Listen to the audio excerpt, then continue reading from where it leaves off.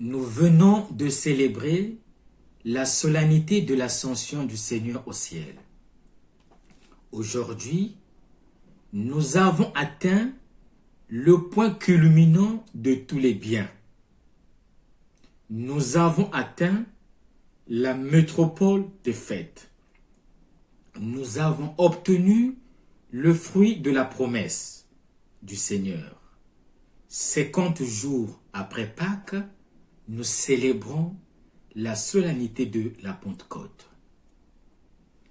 Il convient de préciser que la Pentecôte n'est pas la fête du Saint-Esprit. Ou mieux encore, la Pentecôte n'est pas la fête de la troisième personne de la Sainte Trinité. Que célébrons-nous alors aujourd'hui? Comment comprendre la Pentecôte à la lumière des textes liturgiques? 3 points vont orienter notre propos. Origine de la fête de la Pentecôte, signification de cette solennité à la lumière des textes liturgiques, et enfin, la portée de cette solennité. La Pentecôte trouve ses origines dans l'Ancien Testament. À l'origine, c'était une fête juive. Une fête agricole liée à la moisson du blé, comme l'atteste le livre de l'Exode, chapitre 23, les versets 14 à 17.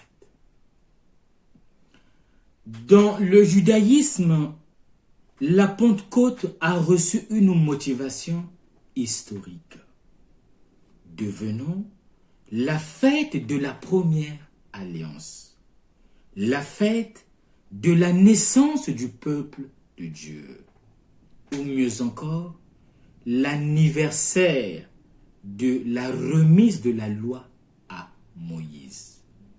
Exode chapitre 19, verset 1. C'est-à-dire la promulgation d'une loi écrite sur des tables de pierre. En construisant son récit de Pentecôte chrétienne sur l'assise de la Pentecôte juive, Luc fait de la Pentecôte chrétienne la fête de la nouvelle alliance. La fête qui inaugure la naissance de l'Église. La fête du don de l'Esprit. La Pentecôte chrétienne est la promulgation d'une loi, non plus écrite sur des tables de pierre, mais dans le cœur de l'homme par Dieu lui-même. Il s'agit de la promulgation d'une loi de liberté. C'est Dieu qui grave la présence de l'Esprit dans le cœur de l'homme. Comment comprendre alors cette solennité à la lumière des textes liturgiques? Comment se présente le menu biblique? Les lectures de cette solennité peuvent être lues ou doivent être lues dans une perspective pneumatologique. L'esprit de Pentecôte crée l'unité comme l'affirme la première lecture.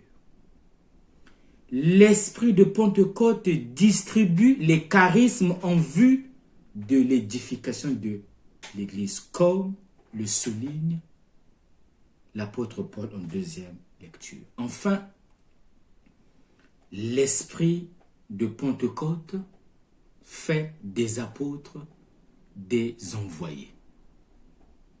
La première lecture raconte un événement extraordinaire qui se déroule dans un lieu limité et qui concerne un petit nombre de personnes la Pentecôte annoncée par le Christ se réalise. Vous recevrez une force. Littéralement, vous recevrez un dynamisme venant du Saint-Esprit sur vous et vous serez mes témoins. À Jérusalem, dans toute la Samarie et la Judée, jusqu'aux extrémités de la terre. Acte 1, verset 8. C'est à partir des apôtres que commence une œuvre d'évangélisation aux dimensions illimitées. Voilà pourquoi Luc écrit au verset 5. Or, il y avait des Juifs fervents issus de toutes les nations qui sont sous le ciel. Le premier charisme suscité par l'Esprit est le don de la parole, qui à son tour vise la louange du Père et la proclamation de la parole. À travers le témoignage des apôtres, les hommes vont s'ouvrir à la foi. Voilà pourquoi la finale de notre texte dit « Nous les entendons proclamer dans nos langues les merveilles de Dieu. » L'esprit de Pentecôte redonne à l'humanité la capacité perdue de communiquer, le sens de l'accueil et de l'ouverture. En même temps, l'esprit de Pentecôte crée l'unité. C'est un esprit œcuménique qui élimine l'ancienne division entre les hommes causée par la tour de Babel. Non seulement que l'esprit de Pentecôte crée l'unité, mais il distribue aussi les dons, comme l'affirme l'apôtre Paul en deuxième lecture. L'esprit est un infatigable artisan de l'unité. C'est lui qui construit l'Église en un seul corps. Cette unité se réalise à travers la multiplicité des charismes.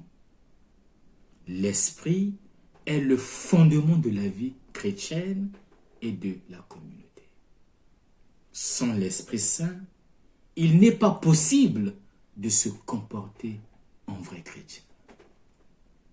L'importance de la troisième personne de la Trinité dans notre vie peut être un thermomètre pour mesurer le manque de vitalité spirituelle, pour mesurer le degré d'authenticité des charismes opérant dans notre communauté.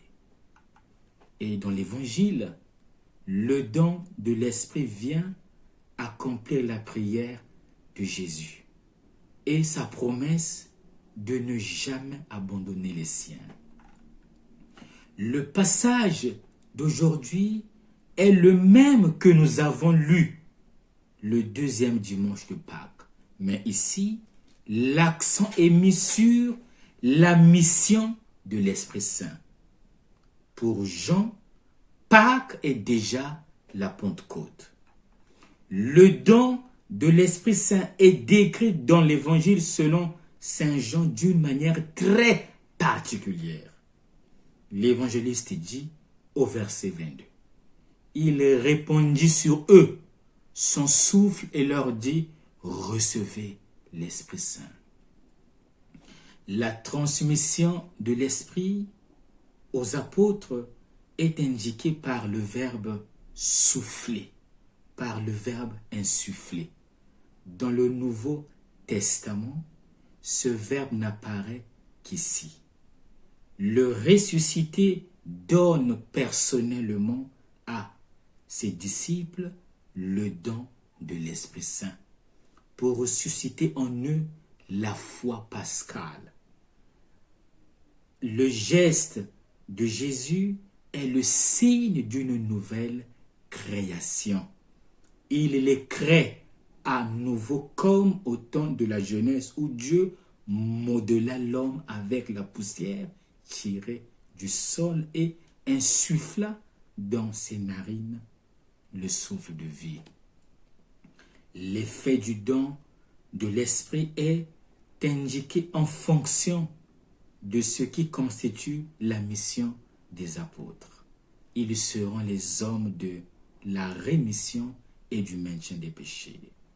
Remettre les péchés, c'est révéler à chaque personne qu'elle est aimée de Dieu et appelée à entrer dans son alliance. Maintenir les péchés, c'est constater que la proposition de la bonne nouvelle peut être rejetée, que des personnes peuvent vivre en désaccord avec l'appel qu'elles ont reçu. La mission consiste alors à continuer d'interpeller, d'inviter les hommes à la conversion. La mission consiste à communiquer aux âmes cette grâce que le 4e évangile appelle la vie. Pour faire bref, dans l'évangile de Jean, la mission des apôtres commence dès le jour de Pâques, tandis que dans les actes des apôtres, Luc situe le début de leur apostolat au jour de la Pentecôte. Quoi qu'il en soit, le don de l'Esprit est pour la communauté des disciples la condition indispensable pour prolonger la mission de Jésus dans le monde. Quel est l'enseignement à retenir? Nous partirons d'une question. Quel effet l'esprit de Pentecôte produit en nous? Que génère en nous l'effusion de l'Esprit Saint? Le don de l'Esprit engendre des hommes spirituels. Le don de l'Esprit engendre 4 types d'hommes. Les hommes de l'Évangile, les hommes de paix, les hommes de communauté, les hommes d'unité. Posons-nous alors la question. Quel type d'hommes sommes-nous? Quel produit de l'Esprit Saint manifestons-nous dans nos milieux de vie? Quels sont les fruits de l'Esprit Saint que nous communiquons dans nos milieux de vie? Quelle est la portée de la Pentecôte? La Pentecôte a une valeur théologique. Le Christ ressuscité et monté au ciel communique sa nouvelle vie en tant qu'esprit. La Pentecôte a aussi une valeur sotériologique. La Pentecôte représente le don suprême de l'amour divin. Puisque par l'Esprit Saint, Dieu se donne à l'homme dans son être le plus intime et vient habiter non seulement parmi les hommes, mais dans le cœur des hommes. La Pentecôte a aussi une valeur ecclésiologique. Avec la Pentecôte, la première communauté est formée. La Pentecôte, enfin, a une valeur missionnaire. La Pentecôte marque le début du témoignage de l'Église. Aujourd'hui, il est indispensable pour nous de partir dans les milieux existentiels pour annoncer la bonne nouvelle du salut. Il est indispensable pour chacun de nous d'ouvrir les fenêtres à l'Esprit Saint afin que cet esprit opère dans notre vie, afin qu'il nous aide à parler le langage de l'amour, afin que nous cessions de dire que je suis du nord, tu es du sud. Que nous reste-t-il à faire? Il ne nous reste plus qu'à conjuguer aujourd'hui le verbe ouvrir. Ouvrons-nous à l'action de l'Esprit Saint et laissons qu'il soit le protagoniste de notre vie. Qu'est-ce qui nous empêche de s'ouvrir à l'Esprit Saint? Bon dimanche à tous et que Dieu vous bénisse.